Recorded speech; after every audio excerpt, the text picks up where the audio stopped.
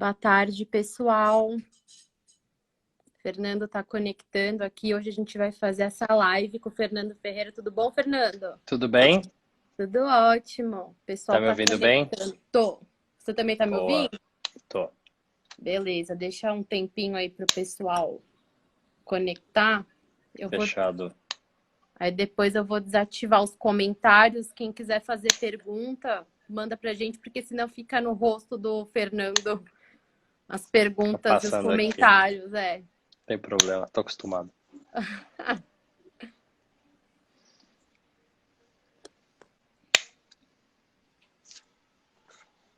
Vamos lá. Tem bastante coisa, né, para conversar. Pois é, tava olhando aqui, o mercado virou agora no final do dia, né? Puta, agora a gente vai ter um caminho aí cheio de lombadas, né? Sim, Acredito. sem dúvida, sem dúvida. É, acho que assim, o mercado lá fora, né, acabou subindo muito rápido, né? Eu até coloquei coloquei no meu Instagram e no Twitter hoje, né? Uhum. Que tem essa discussão muito grande, né? Será que as bolsas lá fora não ficaram muito caras, né? Porque elas já Eu subiram vi muito rápido, né? o post. É isso daí Então, que eu essa é vou perguntar uma. para você. Tá bom. Tem essa grande discussão, né? Hoje em dia. Exatamente. A gente tem um monte de cliente curioso aí com essa questão, porque foi até matéria, né, no The Economist, essa questão da valorização do mercado acionário nos Estados Unidos. Sim, E, enfim, surgiu a curiosidade dos clientes e você pegou bem nesse ponto hoje no seu post. Eu queria depois que você explicasse um pouco mais, porque eu vi que você teve uma conversa, né, com um research lá de fora. Vamos lá, eu acho que a gente pode exato. começar. Legal. Estou recebendo aqui, pessoal, Fernando Ferreira, que é Head de Research Estrategista na XP Investimentos. Tá certo o seu crédito, É Fernando? isso. E a gente vai fazer um bate-papo aqui hoje. A gente não tem um protocolo, a gente não tem nada aqui estabelecido do que a gente vai conversar. A intenção é discutir um pouco de cenário e eu vou trazer as dúvidas que eu sei que os clientes, enfim, mandaram por e-mail, sabendo que eu tinha essa live hoje, e também um pouco do que surge aqui para mim no dia a dia. A gente vai trocando um pouco de ideia. Então, quem tiver pergunta pode mandar e eu vou passando para o Fernando. Vamos lá. Queria entender um pouquinho, Fernando, o que você está enxergando de cenário, né? Eu sei que já, assim, todo mundo está saturado, né? De escutar essa questão do fim do isolamento, se a recuperação vai ser em V, vai ser em U, vai ser em W, como é que vai ser esse processo de recuperação. Mas acho que é Sim. importante a gente contextualizar para mostrar um pouco de como que você está pensando, né? O cenário para o Brasil agora 2020, com essa novidade, com esse protocolo que foi divulgado, né, pelo Dória com a saída do isolamento. O que a gente pode esperar? Porque a gente sabe que o primeiro trimestre, o segundo trimestre e o terceiro são trimestres que vão ser ruins. Se a gente tem alguma expectativa, quarto trimestre em diante, tudo mais. Tá bom. Bom, vou começar falando lá de fora, né? Para depois a gente trazer um pouco a discussão pro Brasil. Então, assim, não vou passar muito pela crise e tudo que aconteceu, porque acho que isso já é muito sabido, né? Mas Uhum, o que tem animado os mercados recentemente é o fato de que as aberturas estão ocorrendo, né, na Europa e nos Estados Unidos, né, os países que já passaram do pico dos casos, uhum. já começaram a reabrir. E o que é mais interessante é que a gente não está vendo a segunda onda, que era o grande medo de todo mundo, né? Ou seja, nossa, a hora que reabrir, você vai ver uma grande aceleração de novo dos casos, e aí a gente vai ter que voltar a fechar tudo de novo, né? Essa era uma grande preocupação do mercado e né, dos epidemiologistas, médicos, etc. E a gente não está vendo isso acontecer, né? Mesmo os países, os lugares que reabriram, você continua vendo uma desaceleração dos casos, né, na margem, eles continuam caindo, né, ou crescendo a taxas menores, e isso Uhum. tem animado o mercado em assumir que, bom, pode ser que o pior já passou mesmo na questão do vírus, né? É óbvio que vão ter vários impactos na economia que vão ficar, né? Ou seja, a gente vai sair dessa pandemia com desemprego muito maior do que antes da pandemia, com dívidas, né, muito maiores. O mundo vai sair dessa crise de novo via impressão de dinheiro e mais dívida, né? Então, existe Exatamente. uma discussão muito grande como a gente vai pagar, né? Como o mundo vai sair dessa questão de endividamento sem precedentes. Uhum. Enfim, tem uma série de mudanças que vão ocorrer no mundo, né? Com questão de uso de tecnologia, e-commerce, etc. Mas a discussão do mercado nas últimas semanas tem sido muito nessa linha de que, olha, assim, parece que o vírus tem o seu próprio a sua própria curva, né? Uhum. E mesmo que esses lugares que estão reabrindo, não está parecendo que tem a segunda onda. Então, isso tem dado mais conforto para os mercados continuarem subindo. Além É. disso, né, a gente continua vendo um nível de injeção de liquidez por parte dos bancos centrais e por parte dos governos também sem precedentes, né? Assim, 17 trilhões de dólares de políticas fiscais no mundo, assim, 20% do PIB, é muita coisa, né? Muito dinheiro que está sendo injetado na economia, nas principais economias do mundo. Essa semana o Japão anunciou mais 1 trilhão de dólares, eles já tinham anunciado 1 trilhão, agora foi mais 1 trilhão. Pra vocês terem noção, 2 trilhões de dólares no Japão representa 40% do PIB do Japão no ano. Ou seja, em um ano eles estão injetando 40% do PIB na economia. É muita coisa, né? É muito dinheiro. A Europa anunciou 750 bi de euros essa semana. Os Estados Unidos já tinha anunciado 2 trilhões, depois aumentou para 2,5. O Fed, né, o Banco Central Americano, já injetou quase 4 trilhões de dólares. Então, assim, o ponto que eu quero dizer com esses números é que realmente Muito dinheiro no é muito mundo. dinheiro novo, né, vindo para a economia, e esse dinheiro ele fica, né, mesmo após a passagem da pandemia.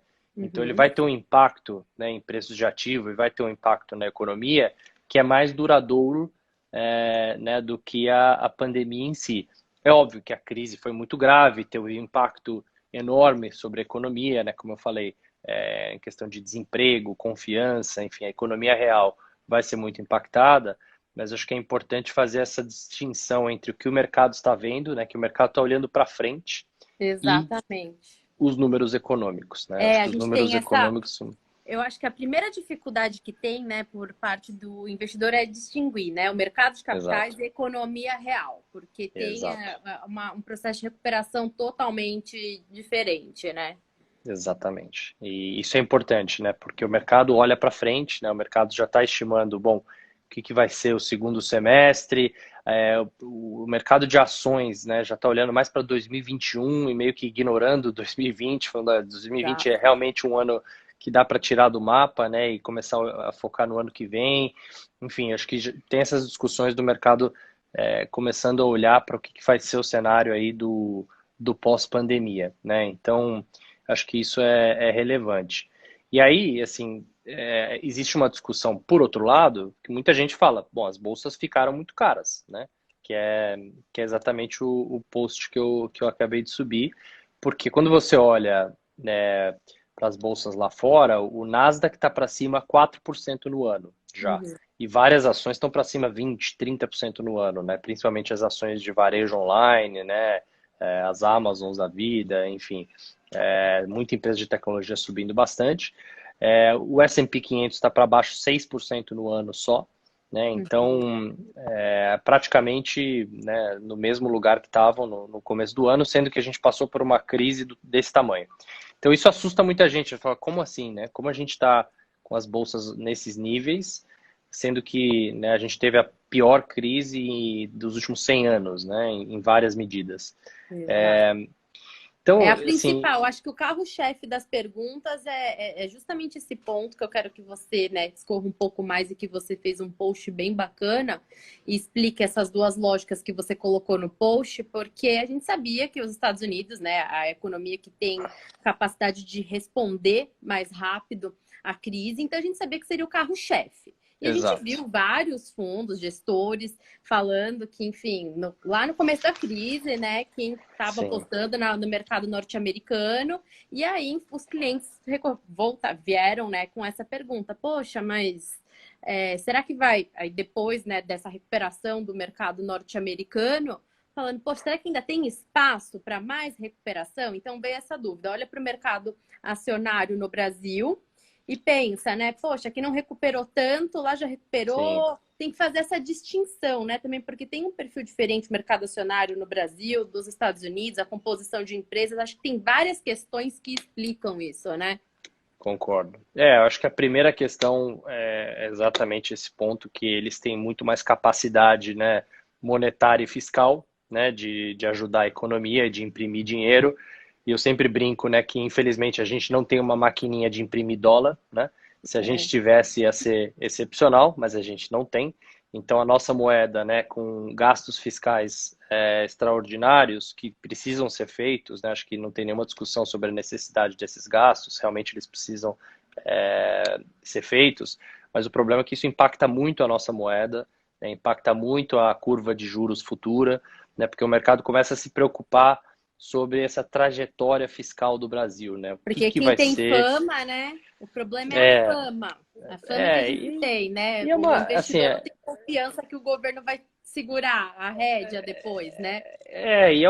também quando você compara com o dólar, né, a nossa moeda é muito mais jovem, né, assim, então Sim. tem um pouco disso também, né, não só a fama, mas você tem razão, assim, acho que a preocupação do mercado é o que vai ser a trajetória da dívida, a trajetória fiscal além do 2020, né, vamos continuar com esses gastos extraordinários ou não, vamos voltar por uma trajetória de dívida PIB declinante ou essa dívida PIB vai continuar subindo. Porque o grande problema do Brasil é que a gente entrou esse ano já bastante endividado, né? É. Com uma relação dívida PIB acima de 80%, que é entre as maiores de mercados emergentes, e a gente vai sair dessa crise com uma dívida PIB próxima a 100%, né?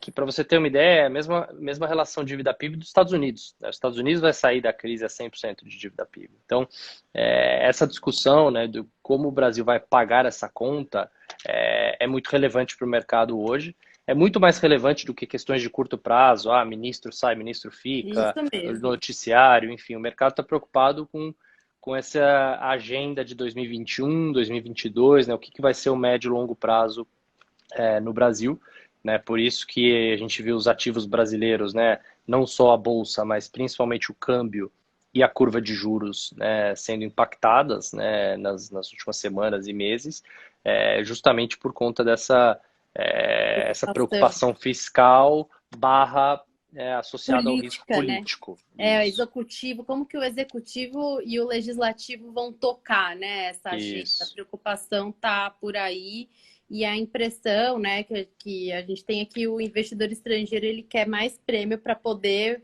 voltar, né, pro Brasil. Enfim, Perfeito. vamos voltar para o mercado acionário.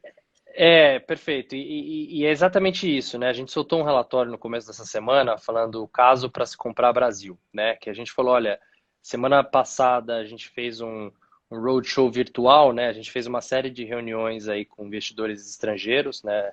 É, e a gente percebeu um sentimento muito negativo para o Brasil, assim, consensual, né? Quase todas as reuniões, eu diria que de 20 reuniões que a gente fez, talvez uma reunião o investidor estava mais construtiva, de resto, todos eles bastante preocupados e preocupados com a questão macroeconômica, né, o fato do Brasil estar sendo bastante impactado na economia, preocupados com a questão do vírus também, o fato de que o Brasil ainda não chegou no pico de casos, né, e quando você lê a mídia lá fora voltou a atenção 100% para o Brasil agora, né, porque como Europa e Estados Unidos já passaram do pico, a gente agora é o centro das atenções, né? Então, o investidor estrangeiro fica preocupado, falando o que está acontecendo no Brasil, né, com relação ao vírus em si. Terceira preocupação, a preocupação política também querendo saber, entender, Guedes vai, Guedes fica, vai ter impeachment, não vai ter impeachment, enfim. De maneira geral, a gente viu um sentimento bastante negativo. Só que dito isso, eu acho que isso já está muito precificado, porque o investidor estrangeiro já tirou 77 bilhões da bolsa esse ano, a gente já tem a pior bolsa no ano em dólares, a pior moeda do mundo também em performance em 2020, né? Agora eu não sei se está mais, porque nossa moeda andou um pouquinho nos últimos dias, mas enfim, está por ali, né? Se não for a pior, tá entre as piores. E, então, acho que isso já está muito, né, no preço, já está muito. Esse sentimento, o pêndulo foi muito para o lado negativo. E, na minha visão, isso é uma boa oportunidade de compra, na verdade. Porque, Uhum. historicamente, quando você vê um consenso muito grande migrando para um lado, geralmente qualquer melhorazinha que a gente tem marginal, né? Não estou dizendo que o Brasil vai resolver todos os problemas da noite para o dia, longe disso. Mas qualquer pequena melhora, né, que a gente tem, você vê um rebote de preços muito grande, né? Que é o que a gente está vendo. O câmbio foi de 6 para abaixo de 5,30, a bolsa O chegou Bob quase recuperou. Porque tem exato, quase a empresas 90 mil boas, né? Tem pontos. empresas com fundamento, porque não é só o macro, né? Tem empresas com fundamentos sólidos na bolsa que tiveram um preço muito descontado, né? Com todo esse Concordo. processo, e aí, enfim, acabam se tornando atrativas, né? Exato. Teve até um investidor estrangeiro que ele falou algo interessante para a gente semana passada. Ele falou: olha, o Brasil virou um país de empresas únicas ao invés de um país de índice. Aí, bom, por que isso? Ele falou: bom, porque o Brasil ficou tão pequeno para a gente. Para você ter ideia, hoje, dentro do índice de mercados emergentes, o Brasil representa só 4,5%. Isso Nossa. dentro dos emergentes. Quando você olha para o mundo, o Brasil hoje representa menos de 1%, né, do valor das bolsas no mundo. Então ele falou, eu tenho o luxo de, se eu quiser não olhar para o Brasil, e eu também posso olhar só para empresas específicas. Então eu pego as melhores empresas que tem no Brasil e eu não preciso mais me preocupar com o índice como um todo, né? Eu não preciso me preocupar com se eu tenho commodities, se eu não tenho commodities, se eu tenho bancos, se eu não tenho bancos.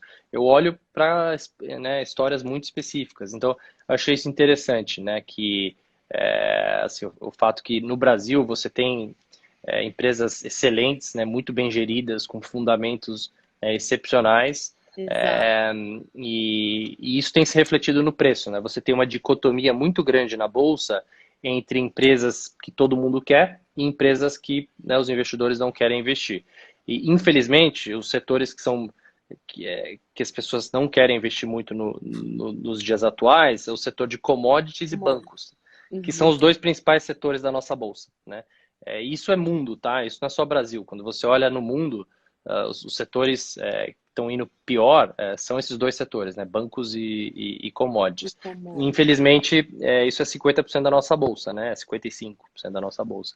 Então, você tem alguns setores muito baratos, outros setores ficando já com múltiplos bem elevados, né? Então, você tem uma grande diferenciação, né, dentro da bolsa, né?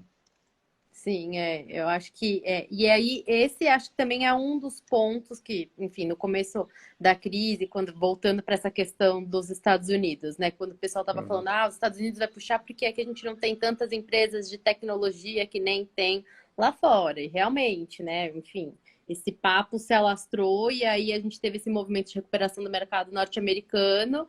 E aí, de repente, começou a circular aquele gráfico da bolsa lá fora. Não lembro se era o S&P, se era o Nasdaq, qual que era, qual das bolsas que era, Sem com taxa de tecnologia, né?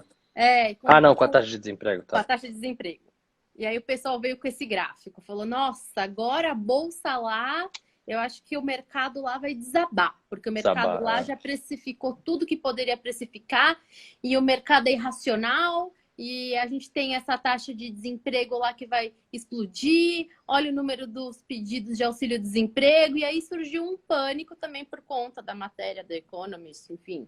E eu queria que você explicasse um pouco esse ponto que você até colocou no seu post, que eu achei muito interessante. Eu acho que vai trazer um esclarecimento para o pessoal, porque a gente tem que mostrar os pontos de vista, né, que existem a exato. respeito desse assunto. Hoje o consenso entre os gestores, né, de fundos lá fora é que as bolsas lá fora estão muito caras, principalmente a bolsa americana, porque não só os preços recuperaram, né, e a bolsa está aí quase no 0 a 0, mas as estimativas de lucro caíram bastante também, né? Então as estimativas de lucro caíram mais de 30% para esse ano, caíram mais de 10, 15% para o ano que vem. Então, quando você compara, né, o múltiplo de preço sobre lucro, né, hoje o S&P está bem mais caro do que estava em janeiro, né, antes da pandemia. Então, hoje o S&P está em quase 22 vezes lucro, em janeiro estava 19 vezes lucro, né? Chegou a cair bastante, mas agora ficou bem caro. Então, você tem uma bolsa muito mais cara, com vários riscos econômicos ainda, né? Esse risco do desemprego, que vai, né, assim, patamar recorde de desemprego nos Estados Unidos, questão da confiança do empresário, confiança do consumidor, na questão das falências, né? A gente viu a Hertz, né, pô, empresa gigantesca, entrando com pedido de falência lá fora, e vão ter mais, tiveram várias, né, varejistas lá fora pedindo processos de falência. Então, assim, a preocupação do mercado é essa. Bom, o mercado ficou caro com vários riscos, né? E aí gerou um consenso que as bolsas estão muito caras. Só que existe uma outra, né, forma de explicar o mercado, ou outro olhar, vamos dizer assim, né? Que é o seguinte, fala, bom, se você é um alocador de recursos, né? Tanto uma pessoa física, ou se você é um fundo de pensão, por exemplo, no mundo, você pode comprar, né, ações ou renda fixa. Hoje, a renda fixa no mundo tem juros zero, né? Ou negativo. Então, Exato. assim, não existe mais juros na renda fixa lá fora, né? Só que quando você olha o dividendo, né, das bolsas americanas, por exemplo, hoje você está com um dividendo em torno de 2% ao ano, né? Quando você olha o rendimento dos lucros, né, das empresas, ou seja, você divide lucro da bolsa pelo preço, né? Isso está dando mais ou menos 4,5%. Então, assim, quando você compara a bolsa, né, com renda fixa, as bolsas continuam muito atrativas, né, nessa visão, porque, né, a renda fixa, os governos continuam injetando dinheiro, os bancos centrais injetando dinheiro né, nos mercados, e eles fazem isso via compra de título no mercado. Então, o título do Tesouro Americano, por exemplo, que estava negociando no começo do ano próximo de 2% ao ano, agora está em meio, 0,6% ao ano. Então, assim, você vai comprar um título que em 10 anos, né, vai te pagar 0,5% ao ano. Sendo que se você comprar o S&P, o rendimento daquelas empresas vai te dar pelo menos 4% ao ano, entendeu? Então, acho que essa comparação é muito interessante, porque existe um consenso muito grande hoje que as bolsas estão caras. Realmente, quando você olha para, né, performance de preço, e você olha, né, preço-lucro, realmente parece caro.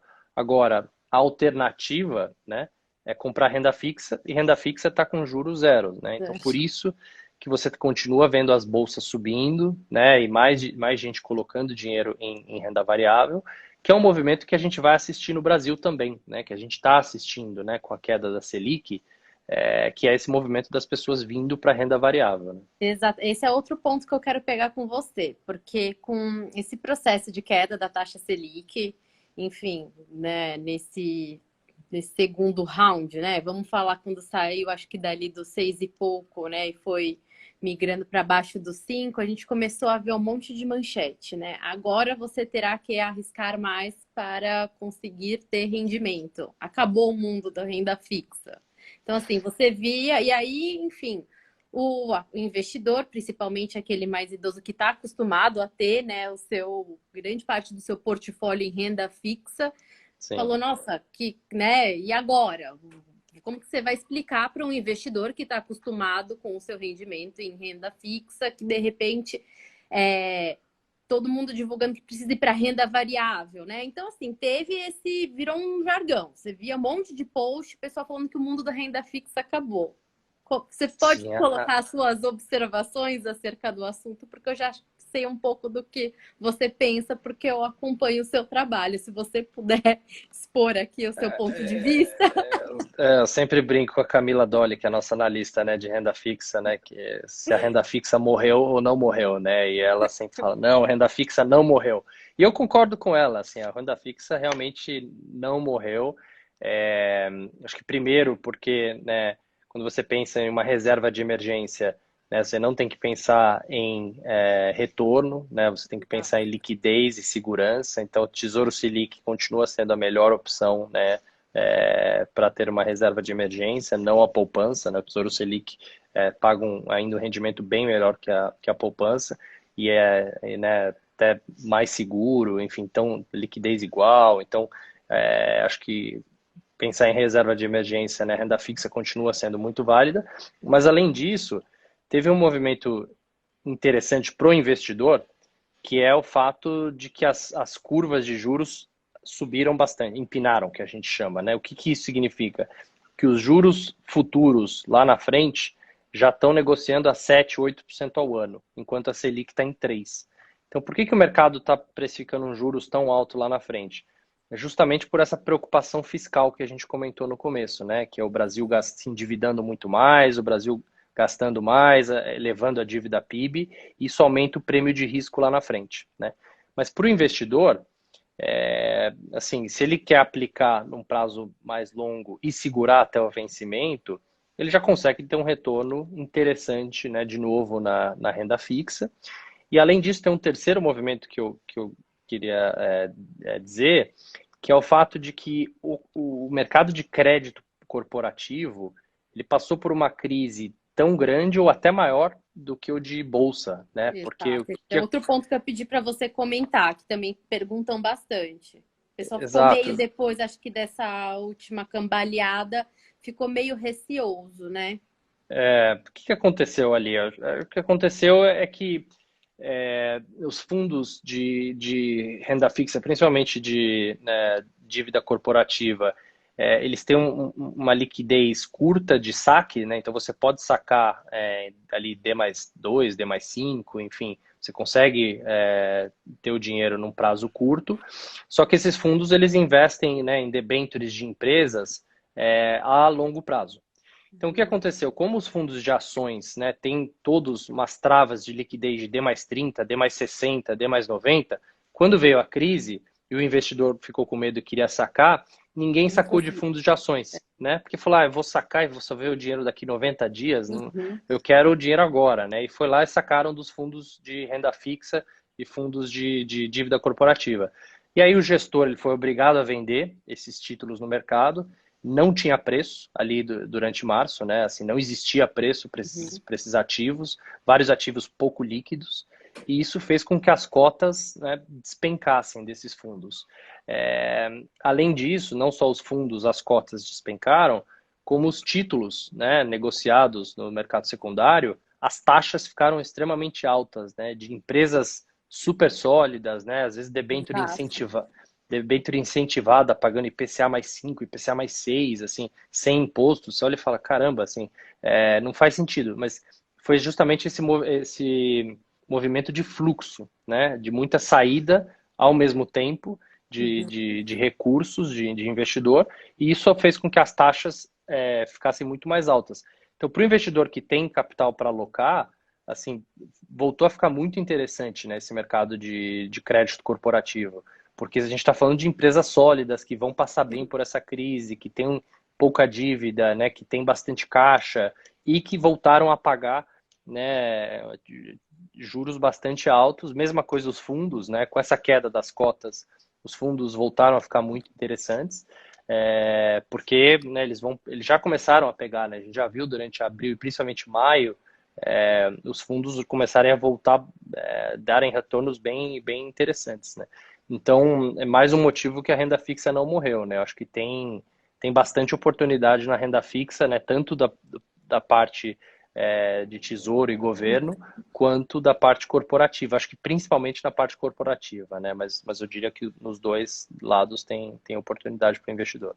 Uma coisa que eu ia te perguntar, a gente vai ter o Banco Central logo mais que vai poder atuar, né? Com essa Sim, compra de sim. ativos, né? Como que você enxerga que vai ficar esse movimento? Como que vai ficar essa atuação do Banco Central? Porque a intenção é comprar, né, títulos com vencimentos mais longos, justamente para reduzir aí, né, esse prêmio. Olha, eu acho que desde que seja uma intervenção que dure só até o final desse ano, eu acho que faz sentido, porque a gente está num período de crise, de pandemia, as taxas longas subiram muito, né? Então, acho que faz sentido o governo, né, o Banco Central, desculpa, atuar, né, na curva de juros, para tentar reduzir esses juros de longo prazo, mas não é algo que eu vejo como saudável no longo prazo, porque a gente não é os Estados Unidos, o Banco Central Brasileiro não é o Fed, a nossa moeda não é o dólar, então, assim, é muito perigoso, né? A gente começar a atuar no mercado dessa forma né, de uma forma recorrente, porque isso Uhum. pode levar a uma dúvida ainda maior sobre a nossa moeda, né? Então você pode ter um impacto ainda maior no câmbio, né, de depreciação cambial. É, e na minha visão, assim, nas conversas que a gente teve com o investidor estrangeiro na semana passada, a primeira pergunta era de política, a segunda pergunta era sobre o vírus e a terceira pergunta era o câmbio, né? Porque para o investidor estrangeiro é muito ruim ter uma moeda que perde 30% de valor no ano, né? Porque se ele ganhar 30% em reais, né, ou 20, 10, ele vai estar Uhum. perdendo dinheiro, né, quando ele tira o dinheiro do Brasil. Então, para ele ter não uma garantia, mas ele saber qual é o nível do câmbio, né? Bom, é 5, é 6, é 4, mas que fique por ali, é muito melhor do que ter um câmbio que, né, deprecia sem parar. Porque isso traz uma desconfiança enorme, né? Ele olha para o Brasil e fala, bom, eu não vou investir ali, porque eu sei lá se eu vou botar o dinheiro a 5, quando eu for tirar tá a 8, né? Assim, como é, Exato. essa é a dúvida, né? Então, eu acho que, assim, eu concordo com a política do Banco Central e eu acho que atuar até o final do ano, nesse período de pandemia, para, né, trazer os juros longos para patamares mais, né, saudáveis, eu acho interessante essa política, Mas mas que desde que fique isso não por aí, continue. né? Porque Exatamente. se virar uma política recorrente, é bem perigoso isso. Aí acho que traz umas distorções aí para o mercado que não vai ser legal. E sobre a taxa de câmbio, eu queria pegar esse gancho, porque também é carro-chefe, né? Taxa de câmbio a respeito das perguntas. A gente viu uma Sim, taxa flertando no patamar dos 6, agora abaixo aí dos 5,50. E assim, a gente falar de taxa de câmbio no curto prazo tá muito complicado, porque a gente tem aí algumas variáveis que fogem do controle. A gente sabia que a realidade para 2020 era de uma taxa de câmbio mais depreciada por conta dessa retirada também de investimento. Quando você olha para contas externas, a realidade era de uma taxa de câmbio mais depreciada e também, sim. enfim, do dólar mais forte.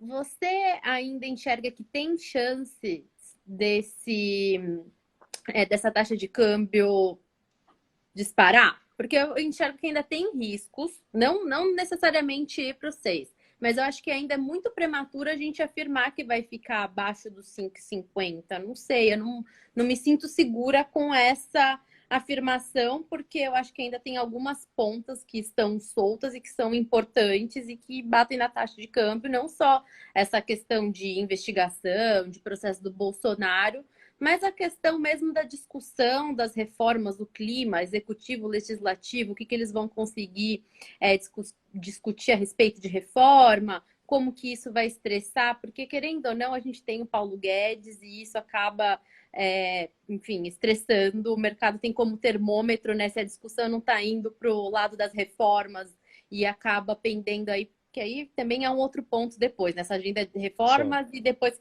da maneira que o governo se dividiu ali, porque eu acho que o mercado financeiro olhou de uma outra maneira aquele vídeo da reunião ministerial. Não é só a questão da interferência da polícia, mas aquele racha que foi feito, né, do Uhum. Paulo Guedes, que defende as reformas, e o pessoal desenvolvimentista, né? Então, isso ficou Sim. muito claro e também trouxe uma preocupação a mais para o cenário. Então, assim, taxa de câmbio, você enxerga que tem risco de para cima dos 5,50? Olha, por que o câmbio está onde está, né? Acho que além da questão da crise política, né, você tem um fator muito importante que é o diferencial de taxa de juros, né? O Brasil, nos últimos 5 anos, foi do mercado emergente com a maior taxa de juros para o mercado emergente com a menor taxa de A juros, gente né? Então a exportava gente mais do que commodity, a gente exportava juros para o mundo. Exatamente. Então, exatamente. A gente veio de 15% de juros ao ano para 3, né? E tá claro que a gente vai para próximo de 2 agora. Então, assim, aquele investidor que vinha para cá investir em renda fixa não faz mais sentido, né? Então, grande parte desse movimento de saída do que a gente viu do Brasil foi saída de renda fixa. Teve muita saída na bolsa também, mas renda fixa foi grande parte, porque, né, não faz mais sentido para esse investidor vir para o Brasil investir em renda fixa. No longo prazo, isso é bom, né? Porque assim, é um dinheiro de curto prazo, né? E juros baixos ajudam a economia real, né? Ajudam investimento, enfim. Mas para o câmbio, juro baixo, né, significa câmbio mais elevado, mais depreciado, né? Então acho que esse é um fator. Tem um outro fator também, que é preço de commodities. Então a gente tem que lembrar que o Brasil, quase 70% da nossa balança comercial, principalmente na exportação, é de commodities, né? Então a gente exporta muita proteína, soja, minério de ferro, derivados de petróleo. Então, preços de commodities, né, quando você olha o índice lá de commodities, o índice CRB, está no menor nível dos últimos 20 anos. Né? É muito por conta do petróleo, mas não só, né, o petróleo. Então, várias commodities caíram bastante de preço e isso acabou afetando todos os países que são grandes exportadores de commodities, que é o caso do Brasil, o caso da África do Sul, México, Colômbia, Rússia. Né? Essas são as piores moedas do mundo, todas elas de grandes exportadores de commodities. Então, tem esse outro fator. Tem o fator político também, né? Então, assim, quando a gente olha o câmbio realmente esticou demais, né? Ficou muito desvalorizado frente, né, a qualquer métrica que a gente olha. Então, assim, os modelos, né, dos economistas indicam que o câmbio de equilíbrio hoje seria mais em torno de 5 e pouquinho, tá? Um pouco acima de 5. Então, pode ser que o câmbio venha abaixo de 5,50? Pode ser, mas isso seria num cenário de equilíbrio, né? A gente não Uhum. está num cenário de equilíbrio. Exato. Né? Então acho que é importante fazer essa ressalva, né? Em nenhum dos Exatamente. lados, a gente ainda não resolveu nenhuma das três crises, né, que a gente está vivendo, que é a crise da saúde, a crise econômica e a crise política, né? Então, assim, algumas diminuem de peso, etc., mas a gente ainda não resolveu nenhuma das três. Então, a gente não está num cenário de equilíbrio para dizer, olha, o câmbio vai voltar para 5, né? Mas o câmbio de equilíbrio seria em torno desses 5. O que eu sempre falo é que o brasileiro tende a ser muito torcedor do dólar, né? Porque a gente sempre gosta de viajar, né, para fora, o brasileiro adora viajar, e todo mundo fica falando, putz, será que eu compro o dólar agora? Será que eu espero? Qual que é o Isso melhor daí. momento, né? Acho que também o pessoal, eu estava pensando em viajar, será que vai piorar? Isso, exato. E aí você fica esperando, né? O câmbio fica subindo. Assim, tava brincando com os amigos que há 2 meses atrás ninguém achava que o câmbio ia a 5,30, né? Aí hoje está todo mundo comemorando que o câmbio está a 5,30, né? E 1 mês atrás todo mundo achava que era impossível que tivesse nesse nível. Então, assim, é importante a gente parar de torcer, né, pro dólar e sempre ter um percentual da nossa carteira em ativos dolarizados ou ativos em euro, outras moedas, né? Porque a diversificação que a gente fala, né, o poder da diversificação, não é só, vou investir em tesouro direto, em fundo multimercado, em fundos de bolsa. Não, é também pensar em investir em geografias diferentes, investir em, né, internacional, investir em fundos de renda fixa global. E hoje o legal é que na plataforma da XP já tem mais de 30 fundos internacionais, né? E além disso, você pode comprar, né, o ETF de S&P 500, o fundo de S&P 500 direto na B3. Enfim, tem uma série de opções hoje para o investidor comprar ativos internacionais que fogem daquele fundo cambial, né, do Cambial, passado. exatamente. Que o fundo cambial você está basicamente comprando papel moeda, né? A mesma coisa que comprar o dólar e guardar no cofre de No casa, colo. né? Enfim, você tá ali apostando na moeda, né? Você não está fazendo um investimento de longo prazo. Só que agora não, agora a gente tem fundos de renda fixa global, a gente tem fundos de ações globais. Então, é sempre importante, né, discutir com o seu assessor e Assessor, chegar exatamente. qual é esse percentual ideal para você, né? Porque o mercado se sofisticou e, como você disse, existem vários produtos agora. É bom conversar, até fazendo, né, esse gancho aqui, foi bom que o Fernando falou. É bom conversar com o assessor, entender um pouco mais o seu perfil, porque na prateleira da XP tem vários. A gente trouxe também alguns gestores de alguns fundos aqui, explicando Legal. para quem quer aproveitar, né, essa onda do mercado lá fora. Então, a gente tem gestores que são pessoas que estão dedicados a isso, que estão olhando o mercado lá fora e que vão conseguir, enfim, conseguir tirar o melhor desse cenário para vocês. Eu acho que da taxa de câmbio é isso, né? Tá sendo um grande chute, né? Na verdade, essa questão da taxa de câmbio. A gente sabe dizer onde que é essa taxa de equilíbrio, mas a gente tem essas questões, essas pontas que estão soltas, e esse cenário político não só, né? Assim, a gente fica preocupado com a taxa de câmbio, mas eu já vou além, né? A gente fica preocupado também com esse processo todo de recuperação da economia brasileira, porque a gente sabe que, enfim, tem essa agenda de reformas que é muito importante, e quando a gente olha, como você bem contextualizou no começo da apresentação, o mundo está se endividando. Sim.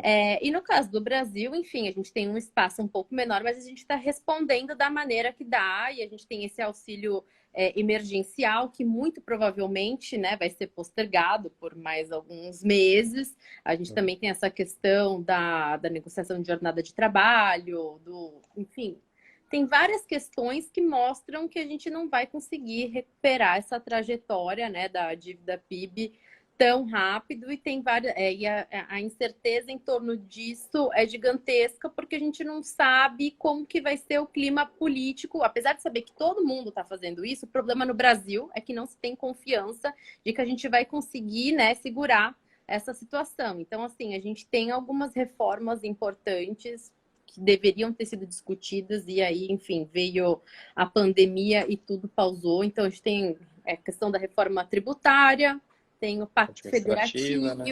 E assim, é tudo uma bagunça, né? Porque assim, a gente fala de reforma tributária, só que a gente sabe que envolve os estados e municípios, e é muito difícil você pensar numa discussão de reforma tributária sem antes discutir o Pacto Federativo, né? Sim. Então, acho que assim, isso tudo ajuda a explicar um pouco também do porquê dessa incerteza do investidor estrangeiro. São muitas coisas, assim, né, pontas soltas para entender, e eu acho que quando o gringo, né, olha para o Brasil, fala, poxa, não tá muito complicado entender isso, e sai. Mas você entende, outra pergunta que acontece muito, né? Apesar de todo esse rololô, né, do cenário político, aí a pergunta é essa: o mercado, o cenário aqui está descontado, a taxa de câmbio, né, desvalorizada. Você acha que pode ter um reingresso do investidor estrangeiro? É exatamente isso. Acho que essa preocupação né, grande, ela é real, ela tem que existir, né, sobre o cenário daqui para frente. Só que já tem muita coisa disso no preço, né? Assim, a gente já está com juros de longo prazo em 7, 8% ao ano. A gente já está com a pior bolsa do mundo no ano, pior moeda no ano, enfim. Então o investidor ele começa a olhar e falar, bom, assim, eu já tenho bastante aqui de bolsa americana, né? Será que não é hora de eu voltar a comprar mercado emergente? E aí você teve um movimento recente que é o dólar, né, começando a perder força em relação a mercados emergentes, as moedas de mercados emergentes.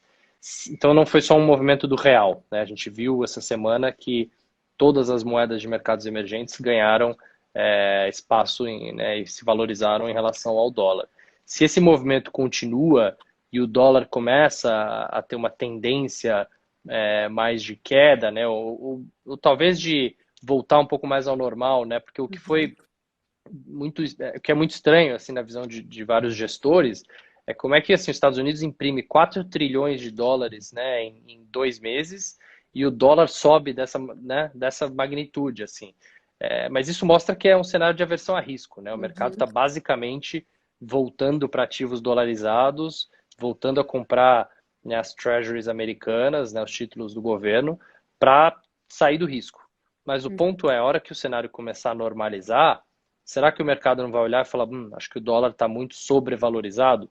E é essa discussão que a gente começou a escutar recentemente, né, que o dólar esticou demais e que você vai ter uma volta aí um pouco mais à normalidade. Se isso acontecer, é muito bom para preços de commodities, né? É muito bom para ativos de mercados emergentes, e sendo bom para commodities e para moedas de emergentes, é bom para o Brasil, né? Então, é um outro motivo pelo qual o mercado tem ficado mais animado com o Brasil recentemente, é essa, né, fraqueza do dólar na margem. Agora, a dúvida é saber se vai sustentar ou não, né, esse movimento. Eu acho que essa é a grande dúvida, né? Porque a gente tem algumas outras questões, né, que estavam ali em banho-maria e que recentemente voltou a esquentar, que é a tensão Estados Unidos e China, né? A gente nunca sabe se isso vai parar, se isso não vai parar. A gente tem eleição, a gente até é que assim, nesse contexto da pandemia, tem algumas questões que ficaram assim guardadas, né? Não digo Sim. esquecidas. Tem eleição presidencial nos Estados Unidos, essa questão dos Estados Unidos e da China. Como que você está enxergando assim esse cenário? Você acha que isso representa um risco? Você acha que o Trump vai jogar com isso ao seu favor? Não sei. Acho que a eleição americana, o mercado estava muito preocupado no começo desse ano. Hoje, bem menos, né? Acho que depois que o Joe Biden, né, foi selecionado o candidato democrata, essa preocupação diminuiu bastante, né? Porque você tem uma escolha entre o Trump e o Biden, que E assim, é né, melhor não, que o. não tem grandes riscos, né? Como teria o caso da Elizabeth Warren ou do Bernie Sanders, né? Anderson. Então, essa preocupação diminuiu, só que a preocupação do trade war, né, da guerra comercial, voltou a aumentar. E agora a gente fala já de uma guerra fria, né? Não só uma guerra comercial, mas é muito mais do que isso, né? Um poder de hegemonia mesmo, um poder de quem que vai liderar a tecnologia do mundo, né? Na próxima década, se é Estados Unidos ou China, enfim. E pelo que parece, assim, isso só tende a piorar, né? Porque o Trump deve usar isso como uma base, né, para a sua eleição, né? Então, usar esse argumento que ele é duro contra a China vai muito bem com a base do Trump.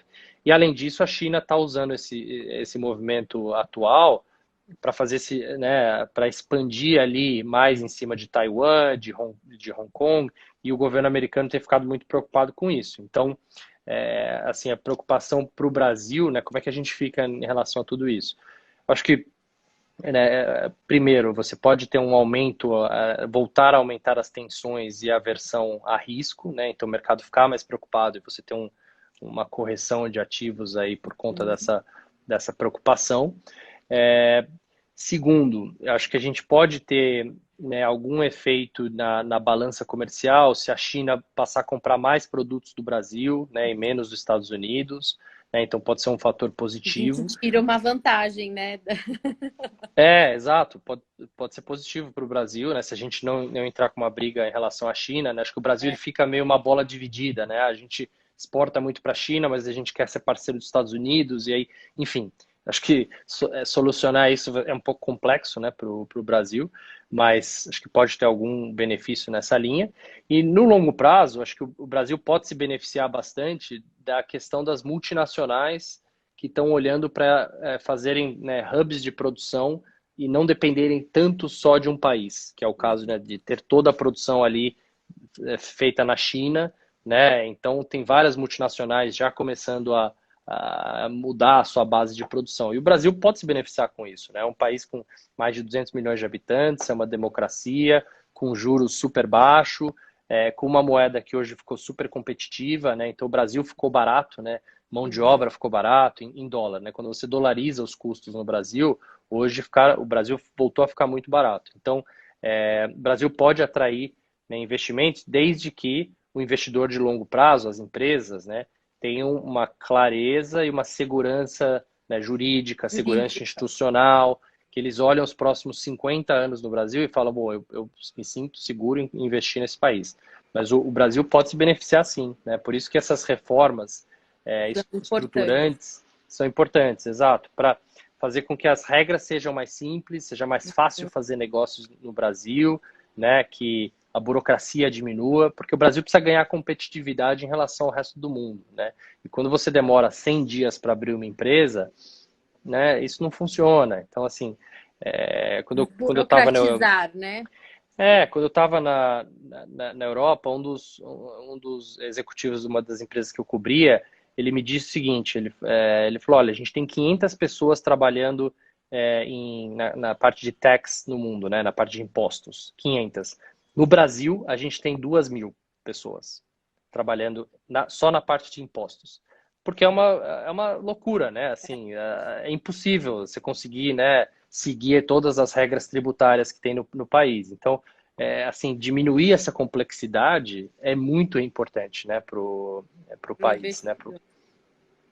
Vou aproveitar esses 9 minutos finais que eu tenho com você, porque o pessoal está reclamando que eu estou monopolizando você. E tem perguntas aqui. Vamos lá. Do Head de Renda Variável aqui da Vida, do Rodrigo Moliterno. Dado o cenário, quais os setores que podem se beneficiar primeiro e quais devem ainda ficar para trás? Olha, acho que eu divido esse impacto em 4 caixinhas, né? Você tem as empresas que tiveram algum tipo de benefício de curto prazo de vendas e depois as vendas voltam ao normal, que é principalmente o setor de alimentos, né? Setor de varejo de alimentos, setor de drogarias, né? Que você teve aquele movimento de estocagem inicial, mas isso foi muito curto prazo, né? E isso volta ao normal. Você tem o segundo caixinha de setores, que são os setores que são exatamente o oposto, né? Tiveram algum impacto negativo, mas uma vez passada a pandemia, as atividades voltam aí ao normal, que é o caso das commodities, né? Que talvez tiveram algum impacto ali em exportação para a China no começo do ano, ou setores industriais também, que uma vez que religar, né, a coisa volta. Você tem um terceiro grupo, que são as empresas que se beneficiam no curto prazo e no longo prazo, que é um grupo pequeno, né, mas aqui é principalmente as empresas de tecnologia, as empresas de online, né, de e-commerce, de varejo online, e as empresas de plano de saúde, né, que se beneficiam no curto prazo por ter um gasto muito menor, né, uma sinistralidade menor, e também no longo prazo mais pessoas buscando, né, esses planos.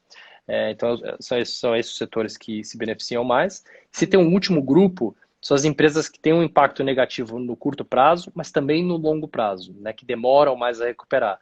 E aí é principalmente o setor de serviços, né, o setor de turismo, o setor de empresas aéreas, talvez o setor de propriedades comerciais também, porque agora com essa questão de home office, né, e uso de tecnologia, existe Eles uma estão dúvida. revendo, né? Exato. Varejo físico também, existe uma dúvida quando vai voltar ao normal. Enfim, então, são setores que, como a gente está vendo na China, a gente olha o exemplo chinês e a gente vê que são setores que estão demorando mais a recuperar do que os outros, né? Os outros setores, a maioria já voltou ao normal na China, só que esses setores, né, bares e restaurantes, shoppings, né, no varejo, etc., turismo, ainda estão bem abaixo do normal pré-pandemia. Certo. Tem uma pergunta aqui que o pessoal, enfim, com esse processo de queda da Selic, ó, o José está falando assim: se o BC sobe juros em função do dólar e crescimento não vem, como ficam os ajustes nos preços das ações? Se o BC não sobe juros, Se o BC não, sobe juros. se o BC Mas sobe juros. o BC, aí que tá. O Banco Central, quando ele toma a decisão de taxa de juros, ele não está olhando para a taxa de câmbio. Então tem essa Sim, confusão, né, na discussão, né? sim. Teoricamente, o Banco Central ele Teoricamente, segue uma meta, né, de de inflação. inflação que ele tem. Isso. Então a meta de inflação esse ano é 4%. O mercado está com uma projeção ao redor de 1,5%. Não sei quanto que você está estimando para a inflação, mas enfim, tem um consenso Por de aí, que bem essa baixo. inflação vai migrar para 1%. A gente tem a Isso. sinalização clara de que a atividade está arrefecida, mercado de trabalho super fraco, a gente não tem demanda. E, enfim, o Banco Central corta a taxa de juros porque a gente precisa estimular a atividade econômica. Então, assim, não é uma decisão que tenha a taxa de câmbio como guidance, né? Então, assim, ele não vai subir a taxa de juros porque ele precisa valorizar a sua moeda. Ele corta a taxa de juros porque ele precisa estimular a economia. Então, acho que a questão já está resolvida por aí, porque não existe esse cenário do Banco Central elevar a taxa de juros por conta da taxa de câmbio. Na verdade, a discussão nesse momento a não é ser que até a onde vai inflação volte cair. a subir, né? Exato. Assim, a não ser que a Exatamente. inflação volte a subir, que não parece ser o caso, né? A gente está Um passando por um caso de cenário muito, pass-through, né? exato, muito deflacionário, né? O cenário atual. Mesmo com essa taxa de câmbio, a gente vê a inflação continua caindo. Se lá na frente a inflação voltar a subir, aí sim, né, o Banco Central pode vir a subir juros, e isso tende a ser negativo para as empresas, né? Mas acho que o meu ponto aqui é que o juro longo já está muito alto, né? Então o impacto nas ações já está acontecendo, porque os analistas, né, o pessoal lá do time de research da XP e o mercado como um todo, a gente usa os juros longos, né, para usar nossos modelos de taxa de desconto, né, no valuation. Então, isso já está começando a ser colocado nos modelos de avaliação de empresas, então já tem um impacto negativo no preço das ações, mesmo que a taxa de curto prazo, né, a taxa Selic, esteja em 3, indo para 2. Então, o que importa para a Bolsa é muito mais esse juro longo do que o juro de curto prazo. E é a discussão que se tem, né? Até que ponto vale a pena cortar a taxa de juros. Inclusive, eu vou aproveitar isso para fazer, que logo mais vai dar a nossa 1 hora e o Instagram vai cortar a gente. Cortar, né? O que você está vendo, né, de cenário? Banco Central, você acha que ele corta esses juros? A Selic vai até em que patamar? A gente tem uma projeção que eles cortam mais 75, né, na próxima reunião e chegam em 2,25. Mas existe uma discussão ganhando peso no mercado recentemente de talvez 2 cortes de 50, né? Então, fazer um corte menor agora, esperar um pouco mais e talvez cortar mais 50 para deixar um pouco mais de colchão aí para um corte futuro, se não me engano, em agosto, né? Outra reunião. A gente tem uma reunião agora em junho e a outra junho, se eu não me engano, agosto, né? começo de agosto. Isso. Então, existe essa discussão. A nossa projeção, o cenário base é um próximo corte de 75 e parar em 2,25. Mas acho que vai ser importante monitorar os dados, né? Porque os dados de atividade têm vindo muito pior, né, do que esperado, o dado de desemprego também, e o dado de inflação mostrando uma inflação muito baixa ou até uma preocupação com deflação, né, em alguns momentos. Então, acho que essa discussão está ganhando peso se vai ser mais um corte e para, ou talvez 2 cortes e para. Na verdade, essa questão da taxa de juros traz várias, né, discussões que a gente não vai nem conseguir aprofundar aqui. Talvez a gente faça uma outra live para trazer esclarecimento, que o pessoal fala, poxa, o Banco Central está cortando juros, o Banco Central está anunciando para todo mundo que está injetando liquidez para os bancos, melhorando, né, essa questão, porque a gente sabe que a taxa, né, o spread, entram várias coisas ali, várias inadimplência, custo administrativo, tributo e tudo mais, e isso não está chegando para as empresas. Mas isso daí é uma discussão assim que a gente levaria mais 1 hora, né, para falar por que isso não está chegando para as empresas. Então, eu vou finalizar com uma outra pergunta que chegou aqui. Se você tem alguma bala de prata como aposta, empresa ou setor? Não existe bala de prata. Acho que é muito individual, né? Assim, quanto que você está buscando de retorno, qual a sua, né, você tolera de risco também na sua carteira, enfim, acho que não existe. Acho que a bala de prata que eu diria é o poder da diversificação, né? Isso é muito relevante e se mostrou mais relevante ainda, né, durante essa crise, que ter uma carteira diversificada em várias classes de ativos de boas empresas, né, de bons títulos de renda fixa, que tem um percentual internacional, etc. Acho que essa é a melhor bala de prata de todas, do que tentar falar, putz, eu vou comprar essa ação aqui que caiu muito e só porque ela caiu muito eu acho que ela vai subir, assim. Não, você tem que fazer o dever de casa e entender por que aquela ação caiu, né? Tem muito investidor que olha para uma ação só porque ela caiu, tem que tomar um pouco de cuidado, porque às vezes tem uma razão por trás, né, daquela queda de preço. Exatamente. Poxa, muito obrigada. Adorei o bate-papo. Também, obrigado pelo convite. Imagina, o prazer foi nosso aí, os esclarecimentos. E é isso, acho que a mensagem principal é essa, diversificação, conversar com o seu assessor. Existem vários produtos na plataforma da XP que você consegue, inclusive, se introduzir aí ao mercado internacional. E muito obrigada, Fernando. Obrigado, até a próxima. E acompanhem lá em conteúdos.xpi.com.br, que tem todos os nossos relatórios lá. Perfeito. Obrigado, viu? Tchau, tchau. Tchau, tchau.